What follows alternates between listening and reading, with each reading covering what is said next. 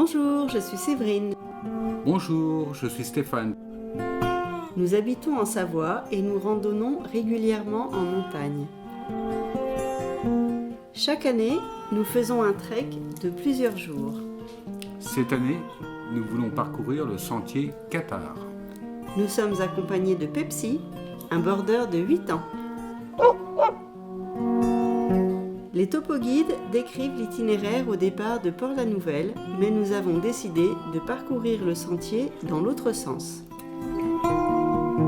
De partir de Foix et d'aller vers la mer.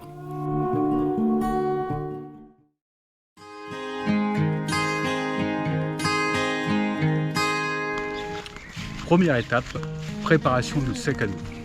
Il va falloir faire rentrer tout ce qu'il y a sur cette table dans les sacs.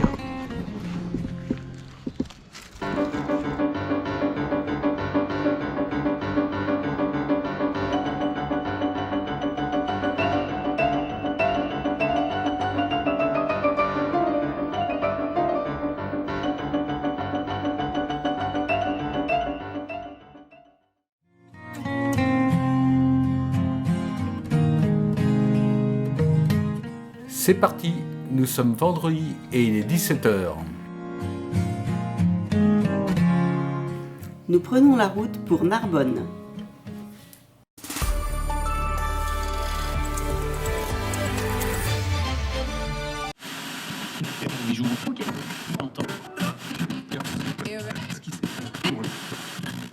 Pour vos conditions de circulation avec toujours des difficultés de circulation sur l'autoroute A7. La traversée de Valence a été longue, il est tard. Nous nous arrêtons passer la nuit sur une aire de repos. Nous reprendrons la route demain matin.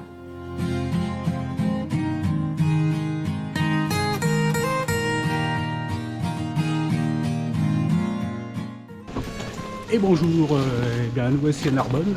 Là, on va bientôt prendre le train pour aller à Toulouse.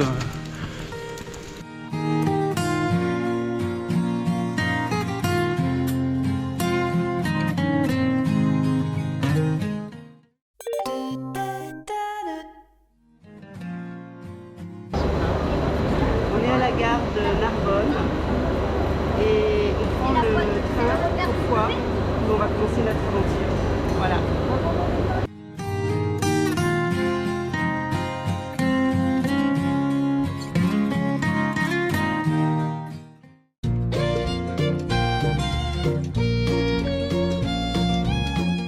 Là, nous voilà à Foix, lieu de départ de notre sentier Qatar.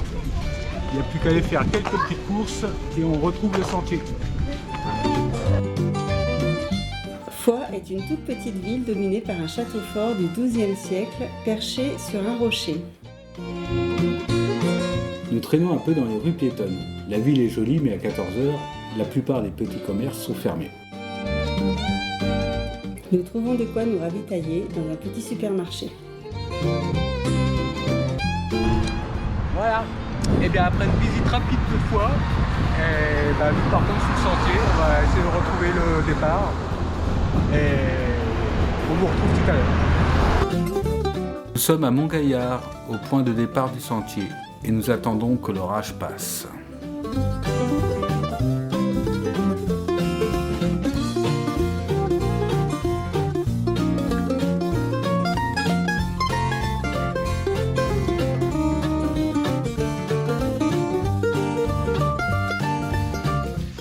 Après l'averse de la sortie de Montgaillard, on avance sur le col de Portepas. La question c'est bivouac ou pas bivouac avant le col. On verra bien. Pour l'instant, on avance.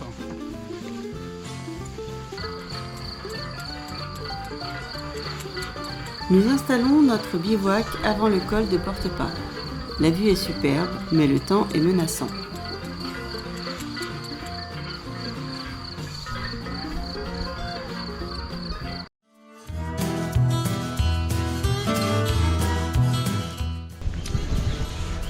Il est 8h du matin et après une nuit sous la tente et sous la pluie, nous partons pour le col de Portepas.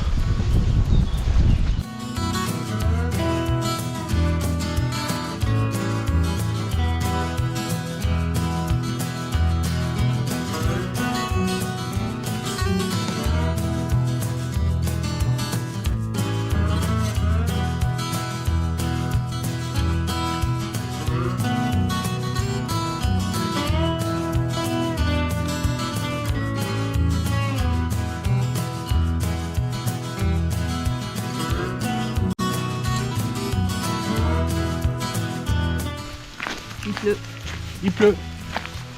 Depuis le col de Portepart, il n'arrête pas de pleuvoir. Brouillard, aucune visibilité, on ne sait pas où on est. Voilà, on avance. Ça va durer toute la journée. C'est comme ça.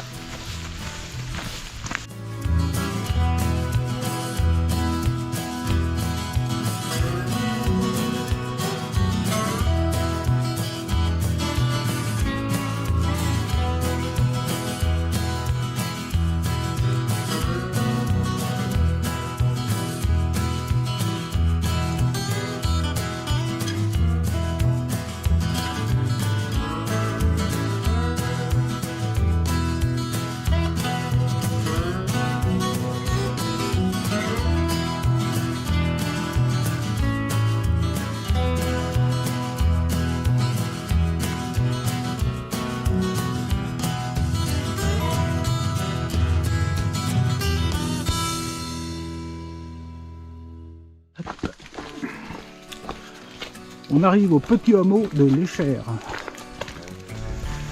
Et il pleut toujours, mais ça s'est peut-être dégagé un peu le brouillard.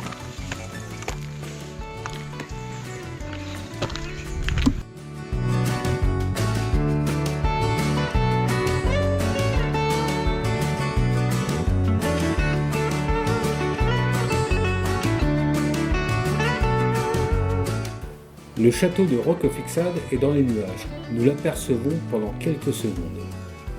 Veux-tu grimper jusqu'au château pour deviner le panorama? Non, et toi? Veux-tu grimper jusqu'au château pour mieux voir les nuages? Non. D'un commun accord, nous décidons d'épargner nos forces et de ne pas grimper jusqu'au château.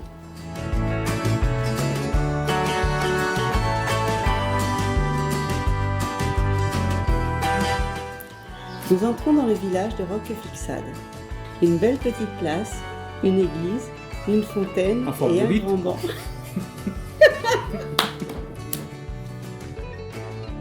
Une belle petite place, une église, une fontaine et un grand banc. La pluie s'est arrêtée, il est temps de faire une pause et de casser la côte.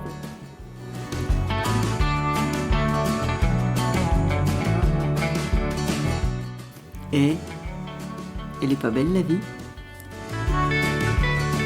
Ils ont même mis les poissons.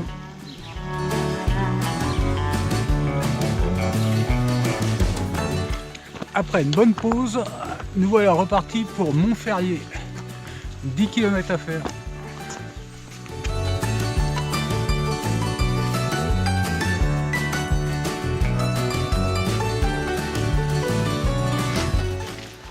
Hop, chemin bien gadouilleux. Mais bon, ça passe sur le côté.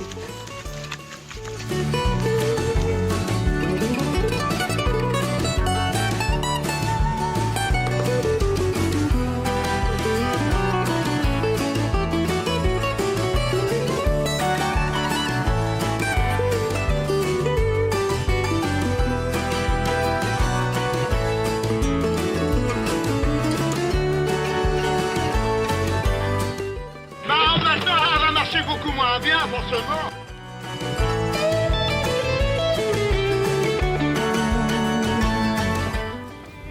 Nous marchons encore dans la gadouille. Nous en avons plein les chaussures. Ça glisse. Et ce n'est vraiment pas agréable.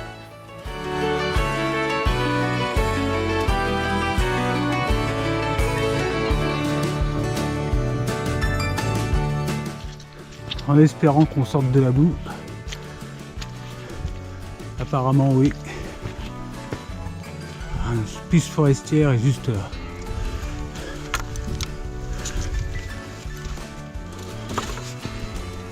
Voilà.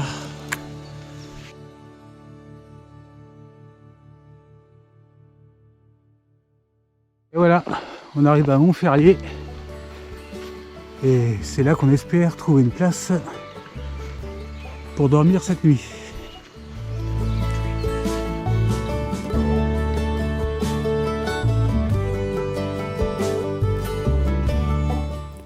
Un habitant du village nous indique un pré à côté du terrain de foot.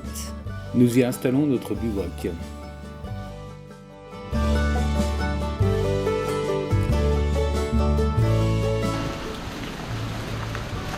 Et voilà, il est 8h30, on quitte notre bivouac de Montferrier. Il ne pleut pas. Il ne pleut pas. Le ciel est à peu près dégagé. On verra bien ce que ça donne. Et on part à Montségur et ensuite Commu, là où on devrait trouver un camping.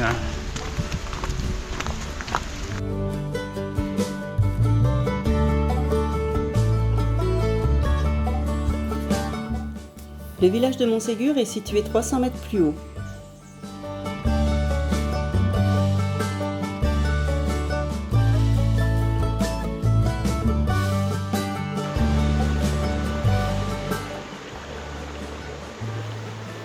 Nous marchons toujours dans la forêt, le chemin est franchement boueux.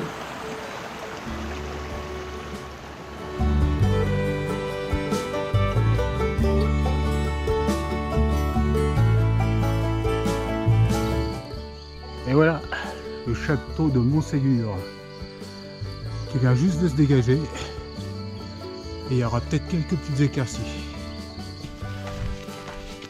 Nous partons du château de Montségur et nous rejoignons le village.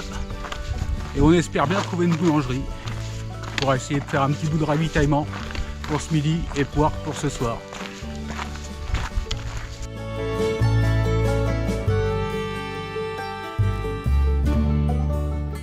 Le village de Montségur. Les commerces sont fermés. Ben oui, nous sommes lundi 8 mai, jour férié. Nous nous attablons à la terrasse d'un bar qui sert de médiocre panini et de la bonne bière locale. Là, il est cuit. Faut être sûr, hein. Ouais.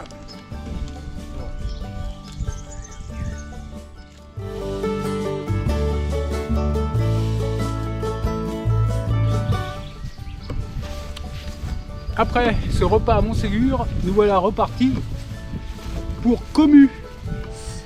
On a à peu près 14 km, je pense, à faire.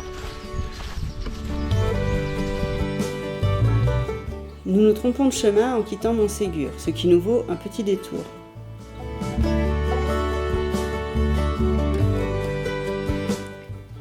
Nous sommes toujours dans la forêt, le sentier boueux et glissant descend interminablement.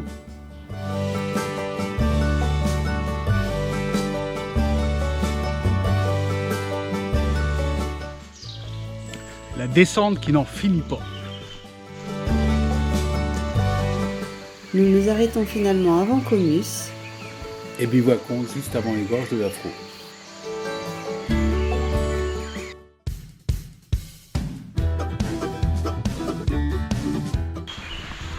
Après notre bivouac confortable sur une aire de pique-nique, nous voilà partis pour les gorges de la Frau. Nous avons 2,5 km d'approche. En route, nous avons croisé une fontaine pour remplir nos camelbags et nos bouteilles d'eau.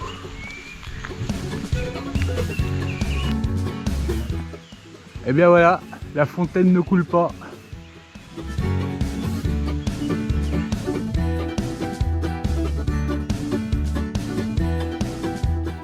Les gorges de la Frau sont creusées au milieu de rocs vertigineux hauts de plus de 400 mètres. L'endroit est classé Natura 2000. De nombreuses espèces d'oiseaux rares et protégés y nichent, gypaète barbu, vautour fauve, aigle royal. Tout dérangement à leur encontre est répréhensible. Est-ce pour cela que les panneaux sont criblés de plomb ?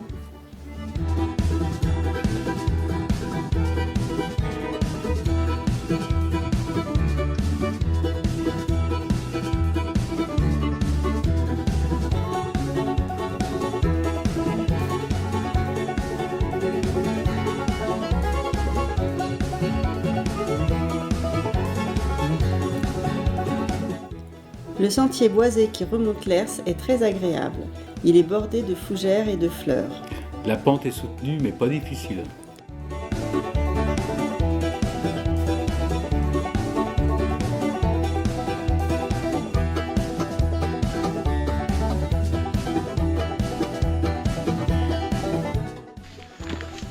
Voilà la sortie des gorges de la Frau. Nous allons prendre la direction de Comus.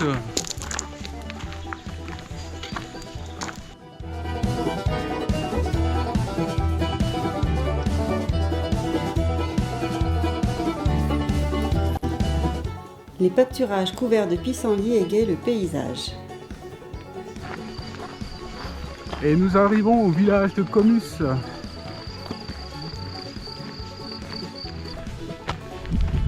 Petit café, petite pause, au silence du midi. Et en plus, ils nous ont même fait des sandwichs pour ce midi. Il n'y a plus qu'à repartir, direction Espézelle.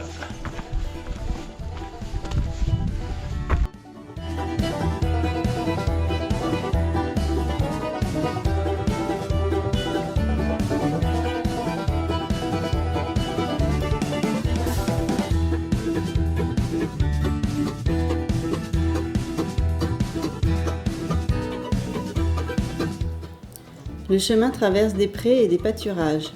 Nous passons à côté d'un troupeau de vaches. Il y en a des blanches, des blondes, des rousses. Le ciel est toujours couvert et le paysage est toujours vallonné.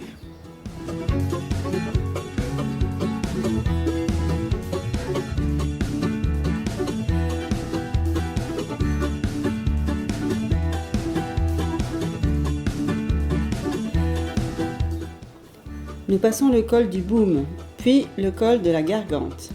Nous apercevons au loin le château de Montségur. Nous gagnons rapidement la forêt et nous marchons jusqu'à la maison des gardes où nous nous arrêtons pour manger nos wraps.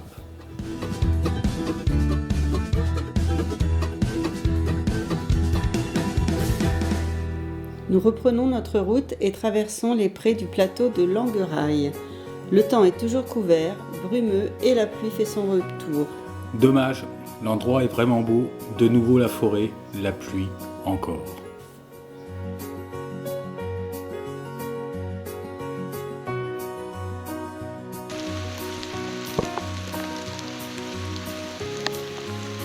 Les derniers kilomètres sont difficiles.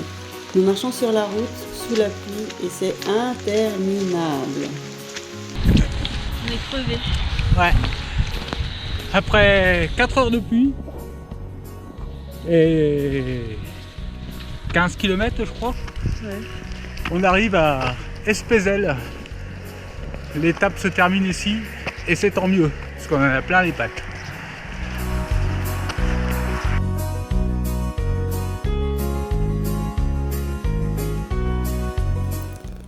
Pour la première fois, nous n'avons pas très bien dormi. Nous avons eu froid et il y a eu beaucoup de vent.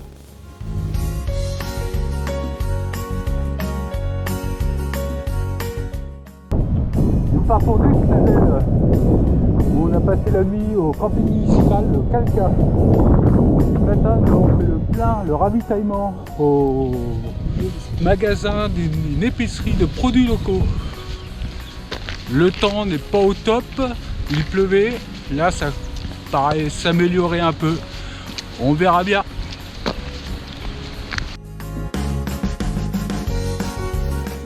Il fait froid et il pleut. Nous marchons contre le vent pour rejoindre l'embranchement. Nous sommes habillés comme en plein hiver. Nous marchons en direction de Cuivert, qui est de l'autre côté de ces petites montagnes.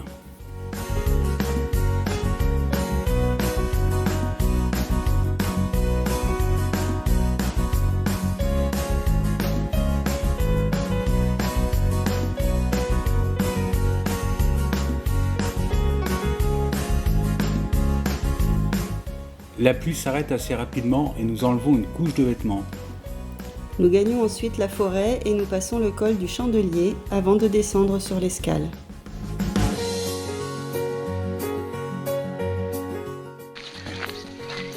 Et nous arrivons au village de l'Escale.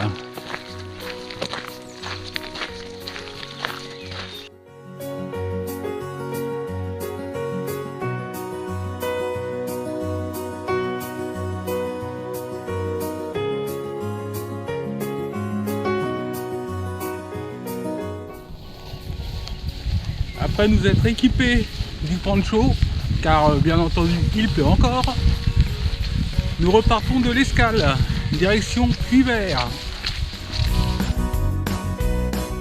Nous poursuivons notre itinéraire à travers champs. À peine repartis, le soleil revient. Nous nous arrêtons de nouveau pour nous déshabiller. Enfin il fait beau.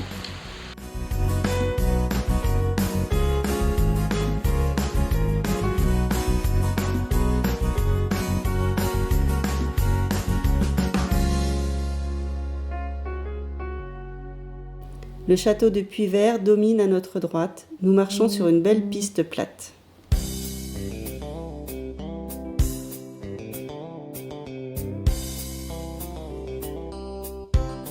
Nous arrivons au village de Puyvert.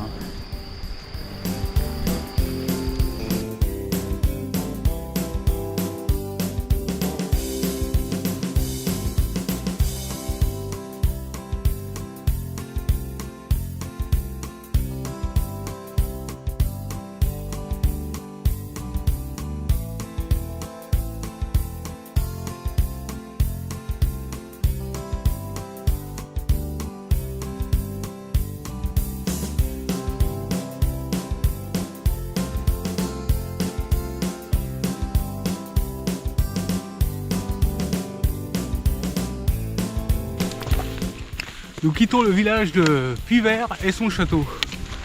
Et nous prenons la direction de Nébias. Et sur le chemin, si on rencontre un petit lieu de bivouac tranquille, je pense qu'on s'y arrêtera.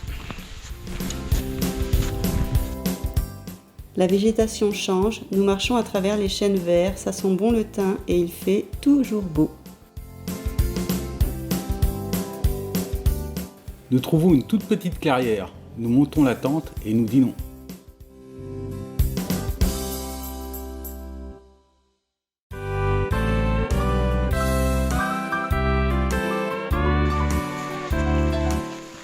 Il est 9h moins le quart, nous partons de notre bivouac. Il a plu une bonne partie de la nuit. Là, il y a un petit rayon de soleil. Ouais, ça va peut-être pas durer.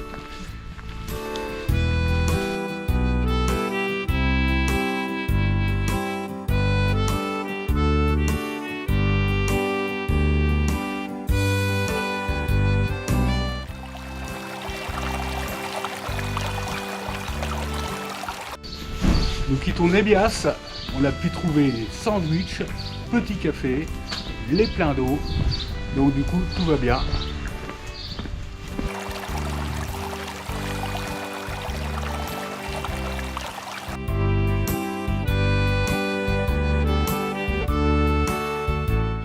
Nous restons dans la plaine jusqu'à la Fage.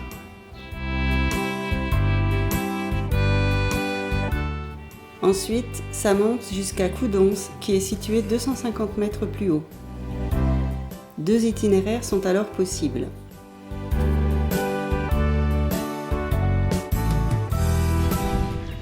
Nous arrivons à Coudon, ou Coudonce, je ne sais pas comment on dit ici. Village important pour ceux qui arrivent 2 fois, c'est là où on décide variante nord ou variante sud. Nous, on a choisi la variante sud.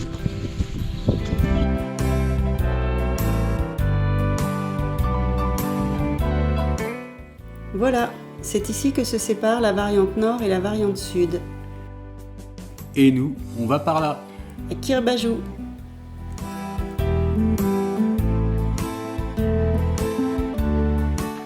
Col de Camélier. 1072, point culminant de l'étape du jour.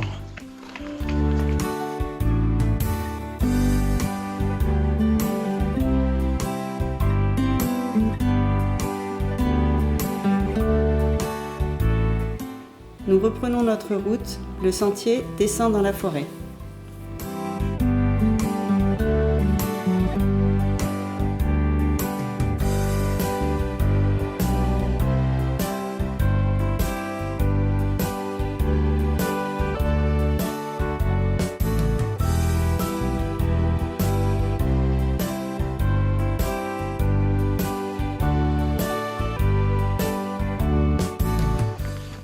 Nous arrivons au village de Kirbajou.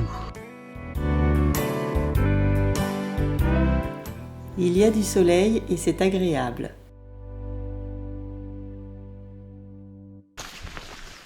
Après cette petite pause à Kirbajou, nous voilà repartis vers Marsa et Kaya.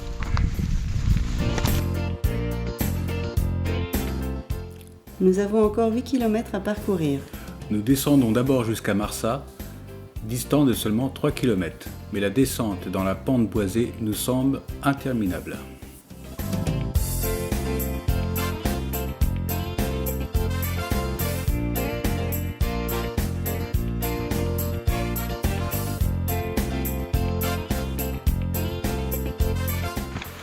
Nous quittons Marsa, direction Kaya et un petit lieu de bivouac. Un grognement nous stoppe net. Un sanglier sur le chemin devant nous. Nous retenons Pepsi et attendons qu'il retourne dans sa forêt.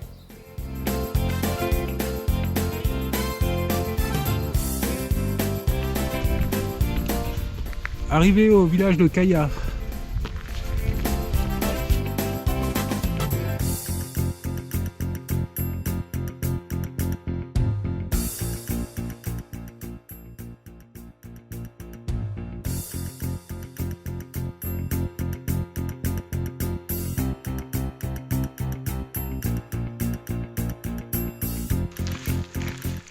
Après un bivouac pluvieux, nous quittons Kaya.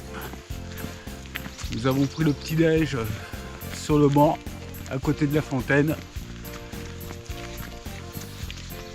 Et nous voilà partis pour Aksa, là où il y a notre colis qui nous attend. On va récupérer les croquettes et un petit peu de ravitaillement.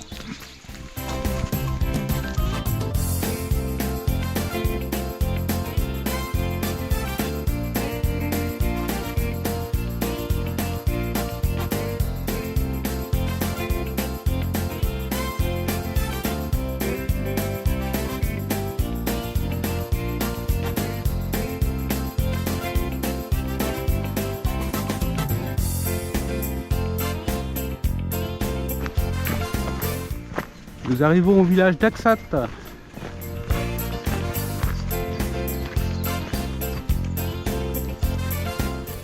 Nous traînons un peu dans le village pour faire quelques emplettes.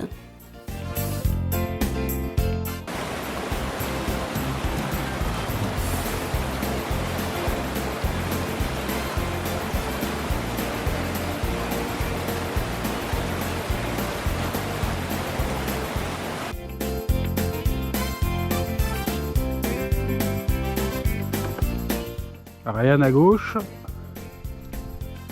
rien à droite, on peut passer.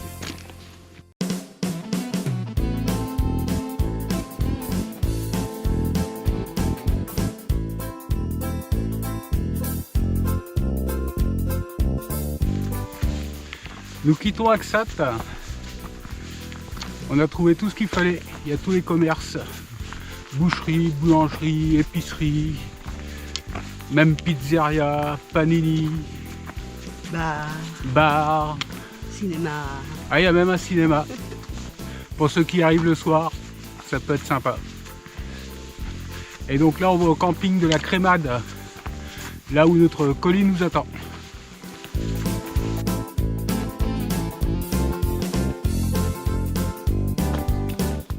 Arrivé au camping de la Crémade, on va aller retrouver notre colis.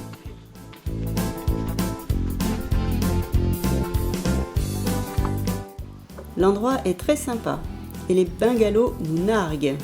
Chauffage, Douche chaude, lit douillet. nous nous laissons tenter.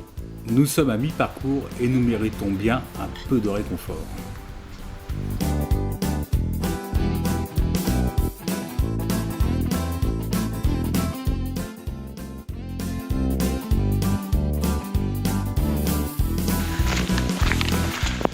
Après une demi-journée de repos sur le camping de la Crémade, où on a pu faire sécher notre linge qui était humide, le laver un peu, Faire sécher la tente, faire sécher la tente, faire la sieste, faire une bonne sieste, boire une bière, boire une bière, non 2 bières.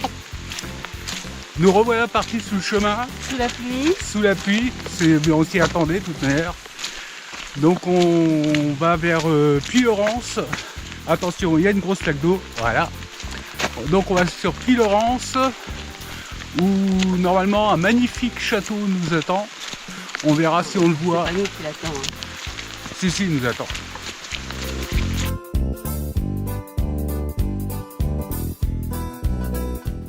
Nous descendons sur Puylaurens à travers la forêt et sous une pluie battante.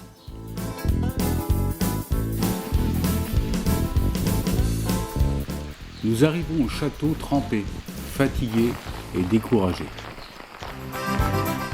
Il est temps de faire un petit point.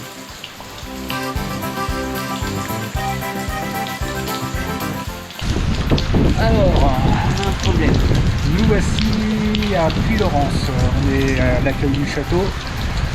Le problème qui se passe, c'est qu'il pleut énormément. Et on est déjà tout pourri. Et j'ai froid. Il fait froid. Et Donc- ça va pleuvoir comme ça toute la journée. Alors du coup, on ne sait pas trop ce qu'on fait. Apparemment, il y a un camping en bas à Fenouillet. On va essayer de les contacter pour voir si on peut y dormir et passer la nuit au chaud. Sinon, on se demande même si on ne va pas prendre un bus jusqu'à Perpignan et un train jusqu'à Narbonne, parce qu'on en a un peu marre là. Ça va. On essaye de voir comment va évoluer la météo.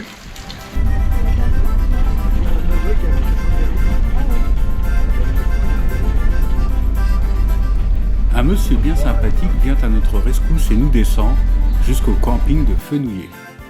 Quelle chance!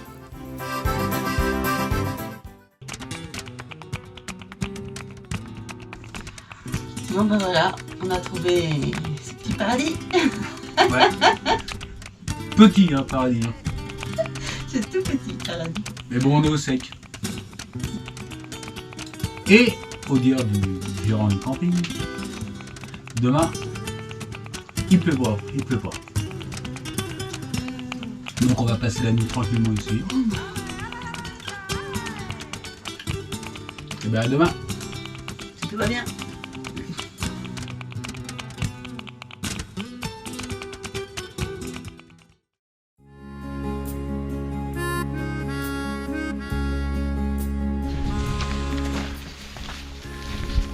Après une nuit en roulotte au camping des randonneurs, nous voilà repartis sur le GR64 pour rejoindre le GR du Sentier des Cathares que nous avons quitté hier. Le ciel est beau, enfin beau, À peu près. à peu près. Il pleut pas. Il pleut pas, le ciel, il y a quelques nuages, mais bon, on va pas se plaindre par rapport à hier. Donc là, au programme, les gorges de la Jaume et ensuite les gorges de Galamus. Et après, on verra. Hein. Village de Fenouillet.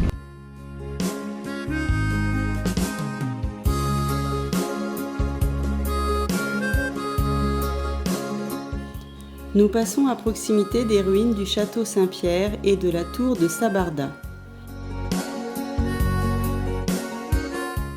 Puis nous descendons les belles gorges de Saint-Jaume. Le chantier est étroit et passe au ras de la roche.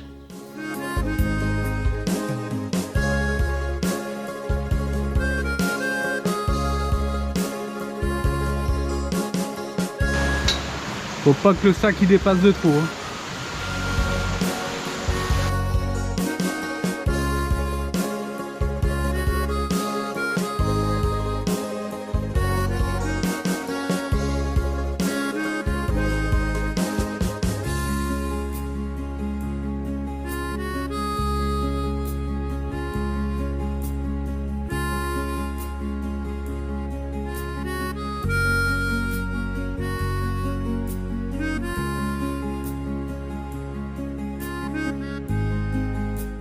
Nous sortons des gorges de Saint-Jaume, donc direction Codiès. Il l'indique à 40 minutes pour 2 km 100 ou 200.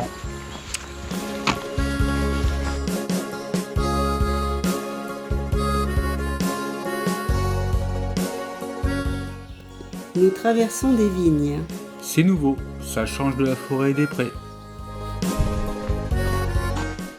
Et nous arrivons à Codiès de Fenouillet.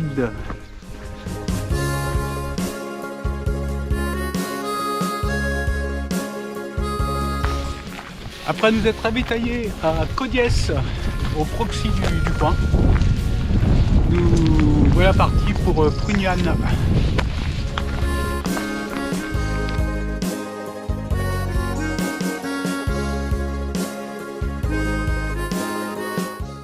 L'endroit n'est pas très accueillant. Les arbres sont calcinés, beaucoup sont coupés, le paysage est désolant.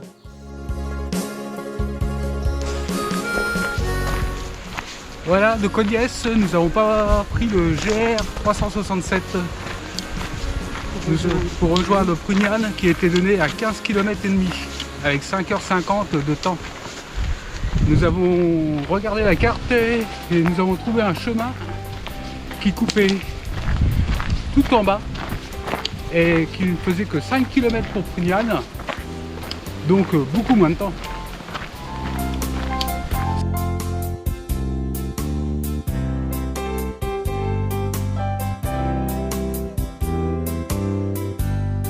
Il y a beaucoup de vent et il ne pleut toujours pas.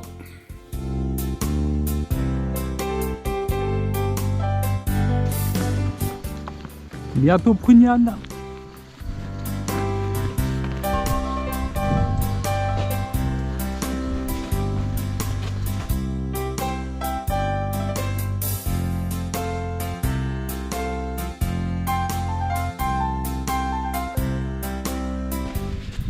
Après la pause casse-croûte sur la place de la Fontaine à Pruniane, nous voilà repartis direction les gorges de Galamus.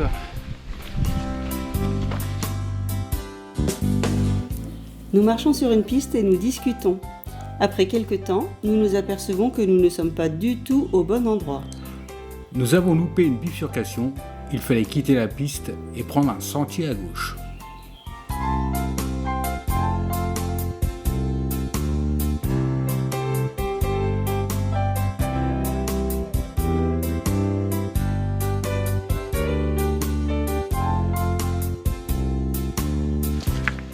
Nous avons encore quitté le GR. Nous avons pris une petite trace qui va nous éviter Saint-Paul-de-Fenouillet. Là où on n'a rien à y faire, parce qu'on a déjà fait le ravitaillement. Et ce qui va nous permettre de gagner au moins 6 km sur l'étape. On va arriver directement dans les gorges par ce petit sentier. Les gorges de Galamus arrivent.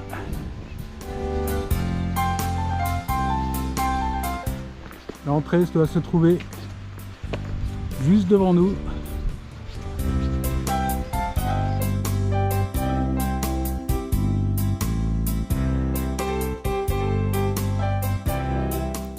Nous franchissons une passerelle pour traverser la rivière. Le sentier grimpe ensuite dans une végétation composée d'arbustes et de broussailles. Il doit faire chaud ici l'été. La pente est raide et pour une fois, nous avons chaud. Pourquoi tu rigoles?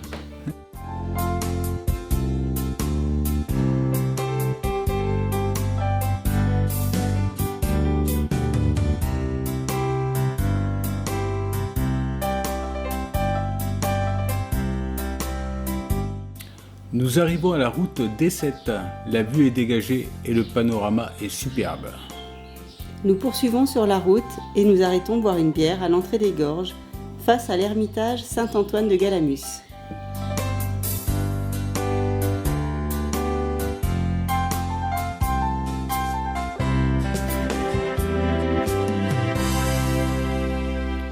Les gorges de Galamus se traversent sans aucune difficulté.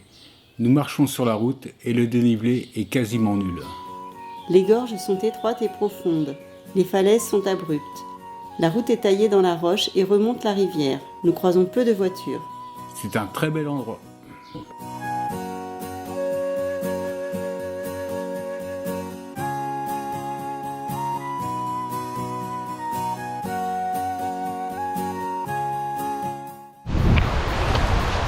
Et nous sortons des gorges de Galamus.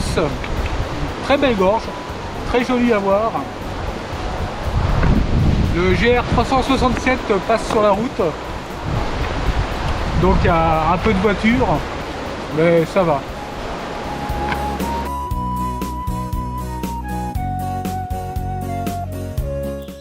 Nous prenons un sentier sur notre droite et montons dans la forêt jusqu'au col d'As-Soul, 300 mètres plus haut.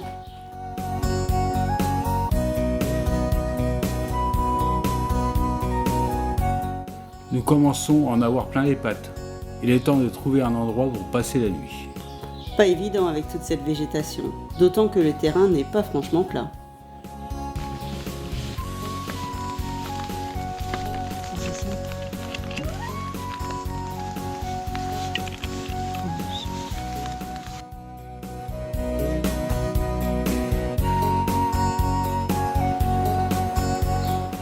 Le vent a soufflé toute la nuit.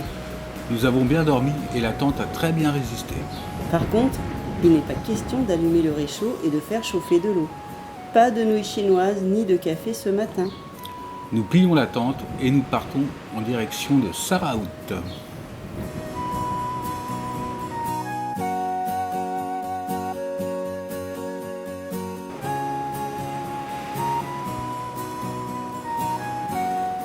Il faut grimper, encore. Saraout est en haut d'une falaise, dans les nuages. Nous ne profitons pas du panorama et le vent souffle toujours très fort, nous déséquilibrant parfois.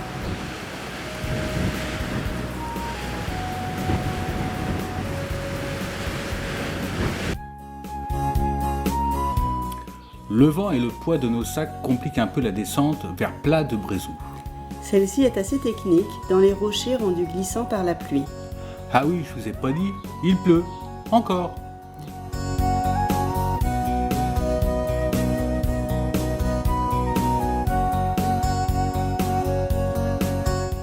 Nous avançons doucement et nous arrivons enfin au Plat de Brézou. C'est un grand pré plat, un super coin pour un bivouac.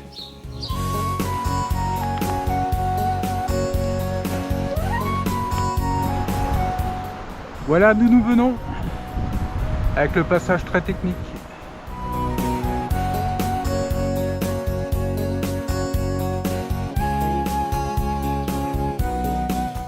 Nous descendons ensuite vers Duyac sous Perpertus par un chemin à travers la forêt.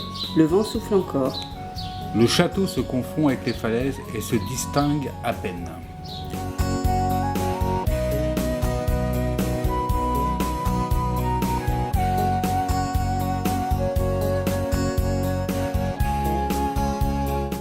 Nous arrivons au village et faisons quelques emplettes à l'épicerie. Nous nous installons sur un banc pour déjeuner et il recommence à pleuvoir. Cette fois, il y en a marre. On n'avait pas encore fait de vidéo ce matin de nous sur le chemin.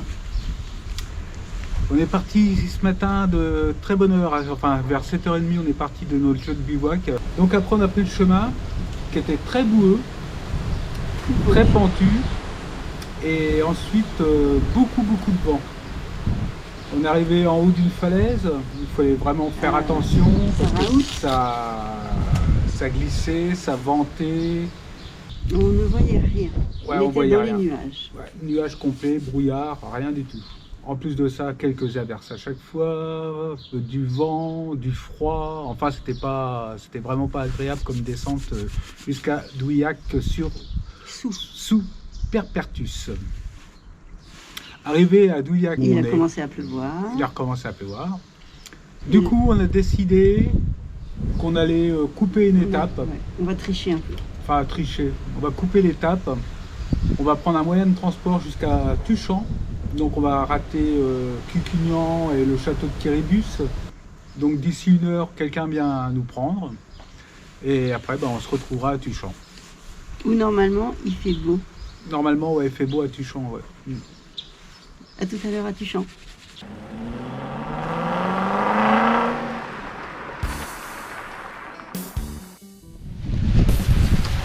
Et bien voilà, on s'est fait motoriser jusqu'à Tuchan. Transporté, motorisé. Enfin, on n'a pas pris nos pieds, quoi. Donc on est à Tuchan. Et mine de rien, à 20 km, il fait beaucoup meilleur. Je ne sais pas si vous m'entendez bien avec le vent. Mais ça souffle, mais le vent il est plus chaud quand même. Et le paysage a complètement changé. Le temps a radicalement changé. Il fait maintenant beau et chaud. Nous marchons au milieu des vignes et des genêts et nous passons au pied du château d'Aguilar.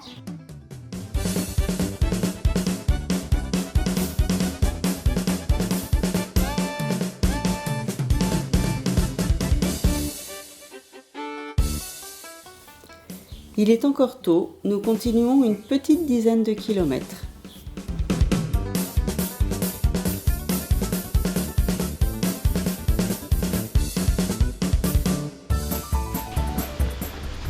On arrive à Nouvelle. Pas Port-la-Nouvelle, hein. Nouvelle.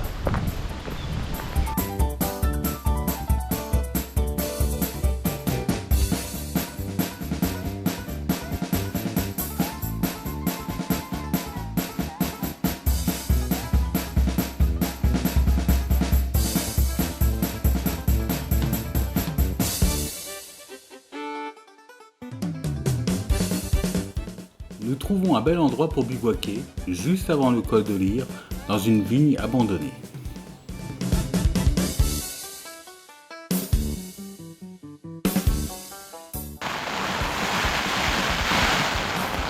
Il fait encore un vent épouvantable, pire que la nuit précédente. Les éléments se déchaînent, mais cela ne nous empêche pas de passer une bonne nuit.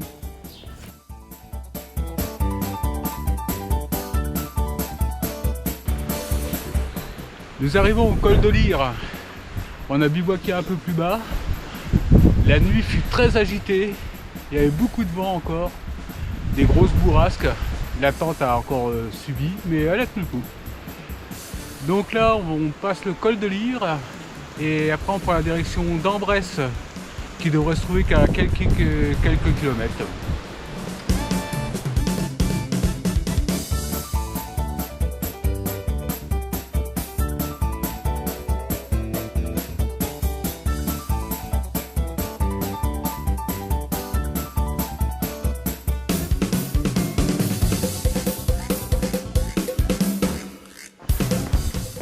Bientôt le village d'Ambrès et Castelmort.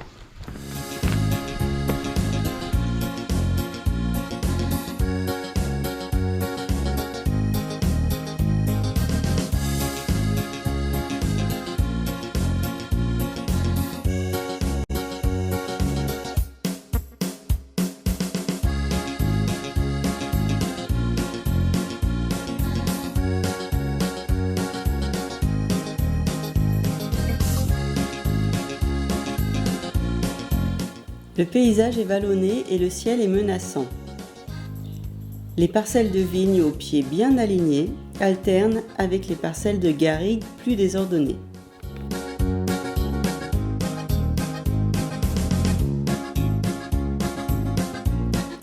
La difficulté suivante est Sainte-Raphine ou la Rekaoufa, à 376 mètres d'altitude. Sur la montée, nous croisons un couple de randonneurs béarnais qui nous indique un super lieu de bivouac après les éoliennes. Aussi je chope sueur.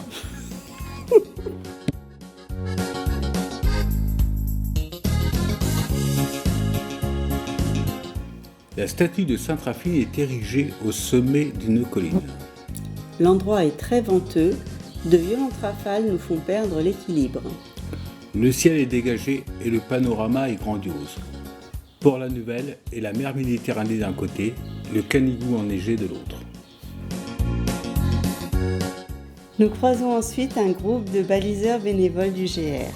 L'un coupe la végétation avec un sécateur. Un autre nettoie la zone à marquer avec une balayette. Le troisième fait la marque blanche. Et le dernier fait la marque rouge. Nous discutons un moment avec bonne humeur. On arrive au village de Durban-Corbière.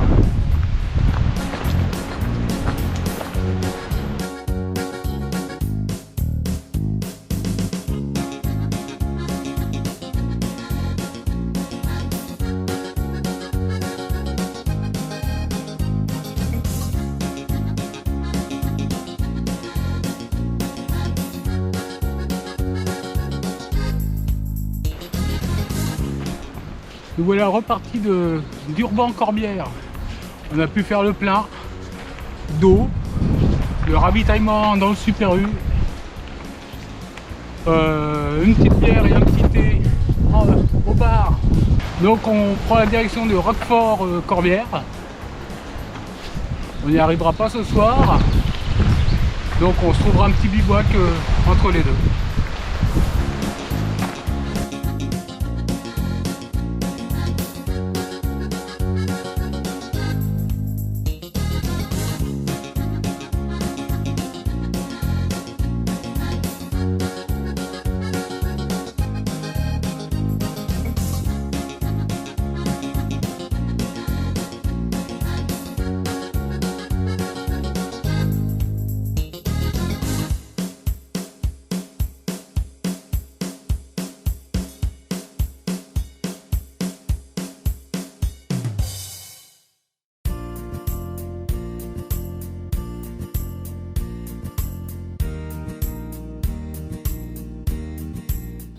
Les éoliennes ne sont pas très loin, mais il faut contourner une petite combe et grimper sur les hauteurs.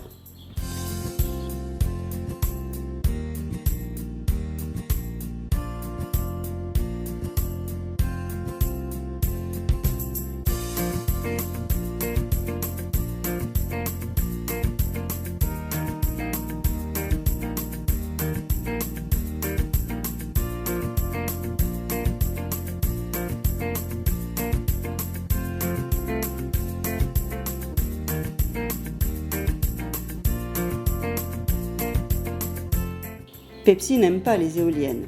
Elle s'élance vers elle en aboyant. Sur le plateau, la végétation est assez basse. Ça sent bon le thym. Et nous apercevons la mer.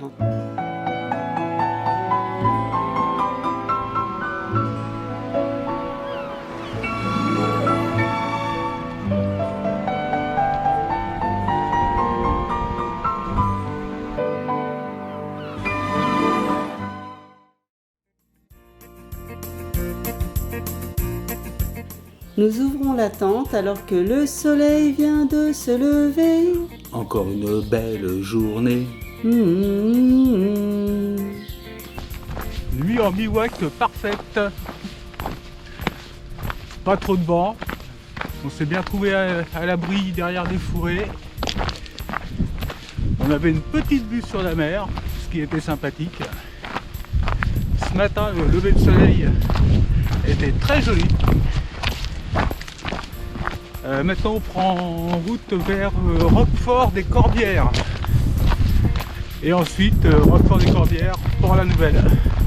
Normalement ça devrait être une petite étape, une vingtaine de kilomètres.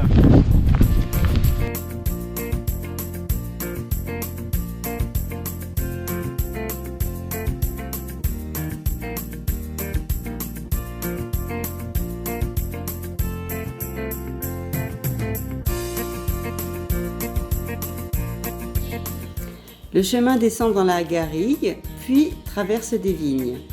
Nous gagnons rapidement Roquefort des Corbières.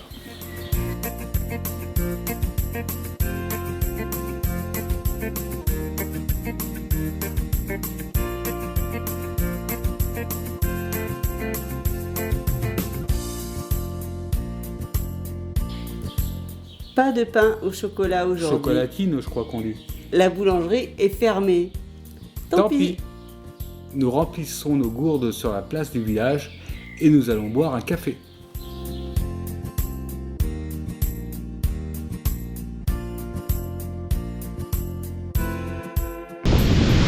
Il y a du vent, ça souffle encore. On part de Roquefort. Plus que 12 petits kilomètres et on arrive à Port-la-Nouvelle.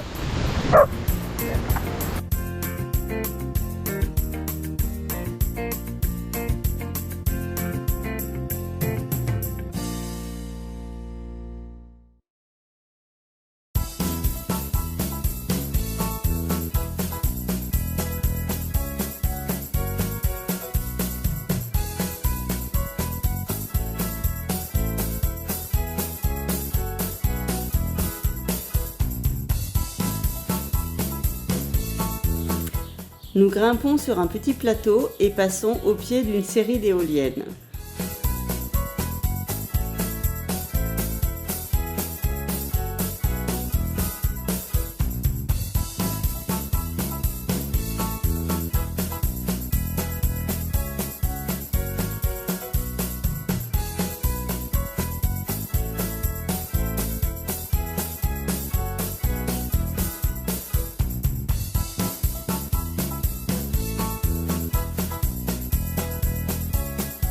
Nous traversons le plateau de Garrigue-Haute et nous arrêtons pique-niquer sous un arbre à l'ombre. Il n'y a plus qu'à descendre jusqu'à la mer. Nous arrivons à Port-la-Nouvelle dans l'après-midi. Nous retrouvons la circulation, Le bruit, les ronds-points. les grandes routes. Quel choc! Nous renonçons à aller voir la mer de plus près, car cela nous écarterait bien trop de notre itinéraire.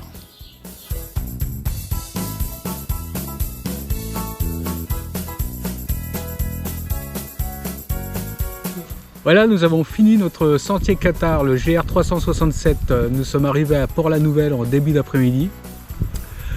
Il fait chaud, il fait bon, il n'a pas plu. Il y a du vent.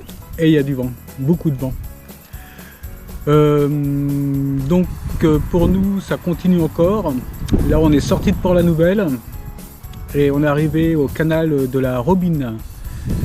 Nous avons trouvé un petit coin là, sympathique, à côté d'une écluse. Je pense qu'on va s'installer là pour la nuit et demain on aura encore à peu près 18 km à faire pour aller jusqu'à Narbonne.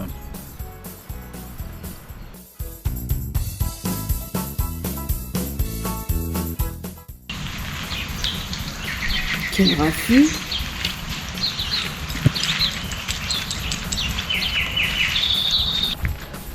Après avoir passé notre dernier bivouac à la maison de l'éclusier au bord du canal de la Robine à Port-la-Nouvelle, nous voilà repartis le long du canal pour Narbonne. On a 18 km à faire, le temps est couvert, il y a un peu de vent, mais on va y arriver, peut-être. De toute manière, on n'a pas le choix, il n'y a rien entre ici et Narbonne. Donc maintenant, on n'a plus qu'à avancer.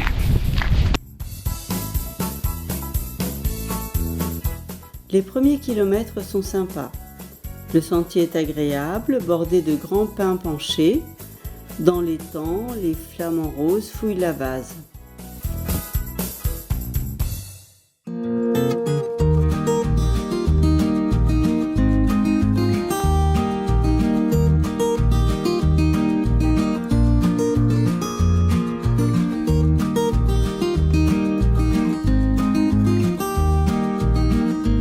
Ensuite, le chemin devient franchement ennuyeux. Tout droit, toujours tout droit.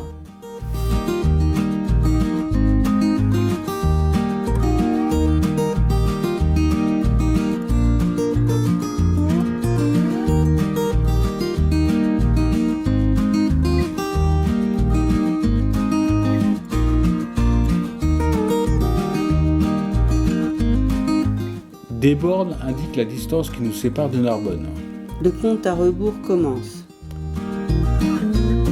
8 km, 7, 6, 5.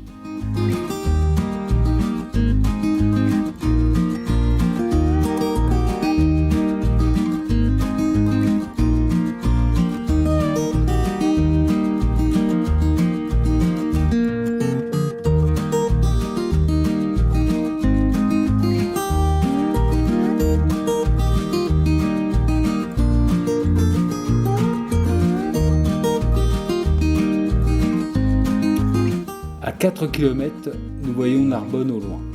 Nous touchons au but. Bientôt la douche. Nous entrons dans Narbonne et gagnons le centre-ville.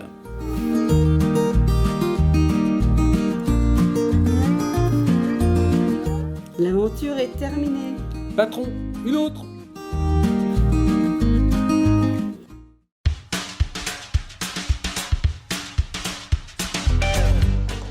Au total, nous avons parcouru 250 km à pied et 32 km en voiture. L'itinéraire n'a rien de difficile, à part peut-être le passage de Saraout, qui réclame un tout petit peu plus d'attention. Nous avons croisé des gens sympas, nous n'avons jamais manqué d'eau, et nous avons trouvé de quoi nous ravitailler dans presque tous les villages. On ne connaissait pas la région, c'est vraiment un bel endroit. Par contre, nous ne pensions pas marcher autant en forêt et on a eu une météo pourrie. C'est dommage parce que ça nous a privés d'un paquet de belles vues. Nous sommes contents de notre sentier Qatar, nous préparons déjà notre prochain trek. Si vous avez aimé notre vidéo, abonnez-vous et n'hésitez pas à nous laisser des commentaires. À bientôt!